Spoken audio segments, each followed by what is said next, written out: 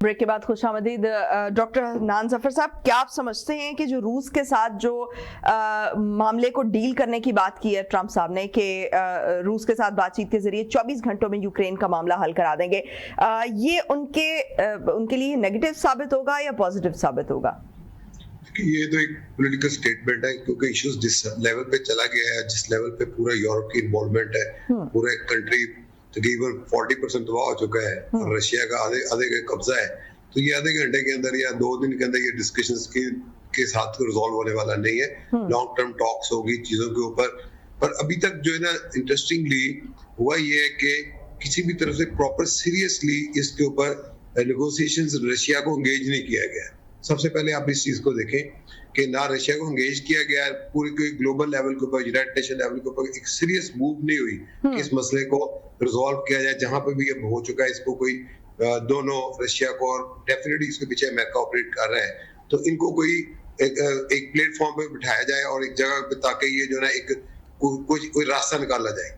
अभी तक ये है कि वो बाइडेन के दौर में कोई इतना ज्यादा मैंने देखा है कि वो ओवरऑल बहुत स्ट्रॉन्ग किस्म का स्टांस के ऊपर जो है ना वो नहीं लिया गया कि कोई नेगोशिएशन की तरफ चीजों को लेके जाया जाए।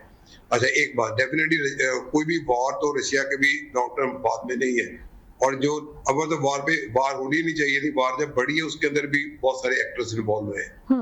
और एक बात तो ये है, दूसरा ये है कि रशिया जो है ना इस वक्त, अगर आप यूरोप और रशिया के डायनामिक्स देखें, रशिया अब चाइना और ये साउथ एशिया के साथ मिलकर ना ये भी एक ब्लॉक मार रहा है, जो अमेरिका के लिए आगे फ्यूचर में, अमेरिका क्यों पाकिस्तान के साथ इस वक्त एंगेज रखना चाह रहा है पाकिस्तान, वो पाकिस्तानी भी अमेरिका के साथ एंगेज रहना चाह रहे हैं, क्योंकि पाकिस्तान को IMF के साथ कर्जे लेने और बहुत सारी चीजें पाकिस्तान के साथ चल रही हैं। पाकिस्तान भी अपने तमाम एक जो अपने ऑप्शन है वो एक बकेट में नहीं डालना चाह रहा है, अपना CPEC के ऊपर भी फोकस करना चाह रहा है।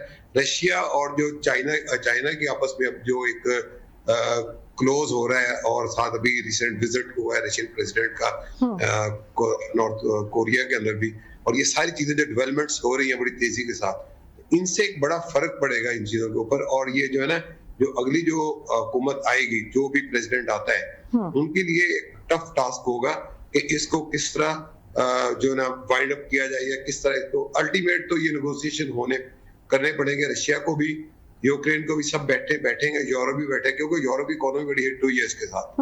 अब यूरोप की चीजें बहुत महंगी हुई है, बड़ी साहब अमेरिका के बारे में बताया, पूरी दुनिया में प्राइसेस बहुत तेजी से जो है ना वो ऊपर गई है, तो उसके लिए जो है इकोनॉमिक रिवाइवल के लिए भी, और अपनी देखें अमेरिका का अभी तक की, आप देखें अमेरिका की इकोनॉमी है जो 22-23 ट्रिलियन डॉलर की है, फिर उसके बाद चाइना 16 के ऊपर जा रहा है। देखिए अमेरिका अभी भी जो है ना लीड तो कर रहा है वर्ल्ड में, और वो अपने आप को सस्टेन करेगा इंटरनेशनली, क्या उनका कहीं ना कहीं जो है ना उसकी जो पावर है तो वो रहे, और उनका जो रहे। अब ये डिपेंड करता है जो नया प्रेसिडेंट आता है वो किस तरह इस चीज को लेके चलता है। अभी तक जो ट्रम्प का तो हमने पिछला रिकॉर्ड भी देखा है, जो मिसाइल्स है इसके बारे में हमें डेफिनेटली एक होता है तजर्बा होना, एक चीज होती है आप तजर्बे को एक्सिक्यूट कैसे करते हैं, इम्प्लीमेंट कैसे करते हैं, उसके आप में ट्रांसलेट कैसे करते हैं।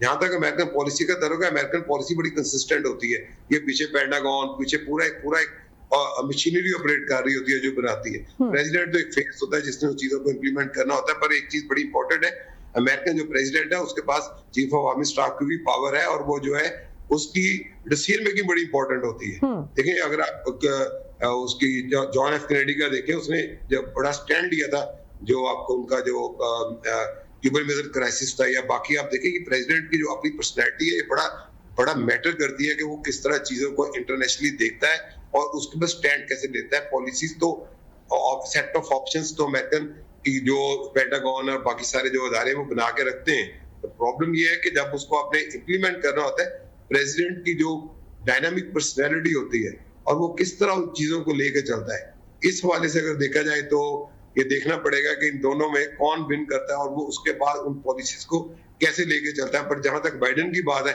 बाइडेन तो मैं समझता हूँ कमजोर प्रेसिडेंट था। अगर आप अमेरिकन प्रेसिडेंट की हिस्ट्री निकालें, कौन से प्रेसिडेंट पावरफुल रहे हैं अमेरिका के अंदर, कौन से प्रेसिडेंट वीक रहे हैं, इसका भी एक पूरा एक साइंस है जिसकी इंडिकेटर्स हैं जिनकी के ऊपर में एवेल्युएट करते हैं। तो मैं समझता हूँ कि Biden was not a successful president, बल्कि अभी तो है वो इतना सक्सेसफुल प्रेसिडेंट नहीं रहा जो पिछले रहे हैं। जहां तक अब रशिया की बात है, तो रशिया के साथ तो इंगेज तो करना पड़ेगा इनको फ्यूचर के अंदर, जो भी पार्टी आएगी। बाकी जो ट्रम्प ने जो बात की है ना कि मैं 4 दिन में काम कर दूंगा या 2 दिन में कर दूंगा, ये एक पॉलिटिकल स्टेटमेंट है। ये इतने बड़े जो इश्यूज होते हैं, इट विल टेक टाइम। इसमें बकायदा बैकडोर डिप्लोमेसी चल भी रही है, और मजीद इसके ऊपर काम होगा, वर्किंग होगी, स्पेस देना पड़ेगी, फिर बैठ के कोई ना वे आउट निकलेंगे जिसमें विन स्ट्रेटजी हो फॉर एवरीवन, जिस तरह जिनीवा अकॉर्ड पे हुआ था। ठीक हो गया, ऐसे नहीं। ठीक हो गया। अब्दुल्ला मलिक साहब, आप क्या देखते हैं कि रशिया वाला फैक्टर जो है वो कितना इंपॉर्टेंट हो सकता है? देखिए, बिल्कुल भट्टी साहब सही कह रहे थे और मैं इनकी बात से इत्तेफाक करता हूँ। लेकिन एक क्रिटिकल बात ज़रूर है कि जो बाइडन की जो पॉलिसियाँ थी वो अगर उनकी हुकूमत आती है तो उनको कंटिन्यू रखेंगे। लेकिन जो ट्रम्प साहब कह रहे हैं, चूँकि उनका रशिया और यूक्रेन वार की तरफ था कि हम उसकी तरफ कॉम्प्रोमाइजिंग की तरफ जो उनको अनबोर्ड करने में अपना किरदार अदा करेंगे इस तीसरे इसराइल और फ़लस्तीन के इशू पे, तो जो भी प्रेसिडेंट आएगा उसको फॉरेन पॉलिसी की सतह पर उनको बहुत सारे चैलेंज का सामना ज़रूर होगा। देखिए अभी हाल ही में ईरान और रशिया पे यूएस ने पाबंदियाँ लगाई हैं। लेकिन दूसरी देखने की बात यह है कि जो अमेरिका और हमारे जैसे कंट्रीज़ का बड़ा डिफरेंस होता है। वहाँ पर जो पॉलिसियाँ बनती हैं वो कई सालों पे होती है, 4-4 साल की वो पॉलिसियाँ बनाते हैं और उन पर वो नज़र भी रखते हैं। और फिर उसमें राइटली उन्होंने कहा कि जो पेंटागन है उसका बड़ा कलीदी किरदार होता है। पेंटागन को आप नज़रअंदाज नहीं कर सकते। हर प्रेसिडेंट हर पार्टी के पीछे यकीनन पेंटागन का हाथ होता है, और पॉलिसी ज़्यादातर पॉलिसियाँ वही कैरी होती हैं जो पेंटागन बनाता है। पेंटागन की पॉलिसियों को चेंज करना, अगर आप समझें कि इलेक्शन के बाद कुछ बहुत सारे ममालिक में या एशिया के हवाले से कुछ खत्ते में कुछ चेंजेस आएगी, ये कहना बड़ा मुश्किल है, क्योंकि उनके यहाँ पैरामीटर और हैं। वो जो नेशंस हैं वो बहुत डिफरेंट टाइप की हैं। उनके यहाँ 2 तरह की होती है, एक इंटरनल एक्सटर्नल। एक्सटर्नल में तो यकीनन पेंटागन का तल्लुक होता है, लेकिन इंटरनली जो हम बात कर रहे हैं, टैक्सेस की बात कर रहे हैं, इकॉनमी की बात कर रहे हैं, जो फिर गुड बीइंग की बात कर रहे हैं, सिविल राइट्स की बात कर रहे हैं, इन्हें ज़रूर जो लोकल लोग होते हैं वो कैटर करते हैं। यकीनन अमेरिका में जो रहने वाले हैं वो कोई अमेरिकन ही नहीं है, पूरी दुनिया के लोग गए हुए हैं, और हर दुनिया के मुल्क का अपना एक इंटरेस्ट भी होता है और उनका एक वोट का एक असर। मैं तो ये समझ रहा हूँ कि जो बाइडेन एक वीक प्रेसिडेंट था और जो बाइडेन की जो पॉलिसियाँ थी, शायद अमेरिकन उनको वोट ना करें। ठीक हो गया। आसिफ अली भट्टी साहब, मुस्लिम वोट कितना मैटर करेगा और ये किसकी तरफ आपको इसका टिल्ट नजर आता है? और दूसरा ये कि जो यूनिवर्सिटी प्रोटेस्ट हुए थे, ये किस हक में गए? यूथ का। देखिए, अभी जो मलिक साहब बात कर रहे थे, बड़ी इंपॉर्टेंट बात है कि यहाँ पे भी ताकतवरों का, मैंने शुरू के अपने बातों में ये कहा था कि ताकतवरों का इन्फ्लुएंस उससे कहीं ज्यादा है, क्योंकि दुनिया भर की मशीनरी, दुनिया भर की नस्क, पूरी दुनिया के अंदर सियासत कैसे चलनी है, को किसने प्रेसिडेंट बनना है, ये हम कोई हाइपोथेटिकल बात नहीं कर रहे। ये ग्राउंड रियलिटीज हैं। आपको पता होना चाहिए कि उनका इन्फ्लुएंस हर जगह पे मौजूद होता है, और वो जरूरी नहीं है कि उसकी वो दिल चाहे तो फौरन तब्दील कर दें। उसके लिए वो बाकायदा एक पॉलिसी बना के और पूरी स्ट्रेटेजी बना के उसको इम्प्लीमेंट करवाते होते हैं, और वो वैसे ही चलता है। तो उसके लिए एक बड़े दिमाग की जरूरत है। वो प्रेसिडेंट का इतना बड़ा दिमाग नहीं होता कि वो सारी चीजें खुद ही कर लेगा। उसके पीछे भी बहुत सारे लोग बैठे होते हैं, फैक्टर्स होते हैं जो मिलकर ये सारा कुछ कर रहे होते हैं। अब जहां तक बात है कि आपने कहा कि मुसलमानों का, भाई मुसलमानों की तादाद कितनी है, जरा आपको पता है इस बात का कि यहाँ पे अमेरिका में बसने वाले मुसलमानों की तादाद, अगर सिर्फ पाकिस्तानियों की तादाद लगाई जाए तो वो भी 2% से 3% बनती है। वो भी इस लिहाज से कि जो पुराने आए हुए हैं यहाँ पे, जो कि अपने आप को अमेरिकन अब कहते हैं, जिनकी अब बच्चे, उनके पोते पोतियां भी जो हैं वो नवासियां भी अपने आप को पाकिस्तानी नहीं कहते। तो अब ये उनको भी इंक्लूड करके मैं कह रहा हूँ कि वो जो अगर उनको माना जाए कि पोते पोतियां भी 15-20 बच्चे वो मिला के भी सारा कुछ, तब भी इतनी बड़ी इन्फ्लुएंस नहीं बनता उनका। फिर मुसलमान मुल्कों की जहां तक बात है, वो भी बहुत कम तादाद है। अब मैं उनको गेज नहीं कर सकता हूँ इस लिहाज से, क्योंकि बहुत तेजी से इन्फ्लेक्स हुआ है वेस्टर्न बॉर्डर से।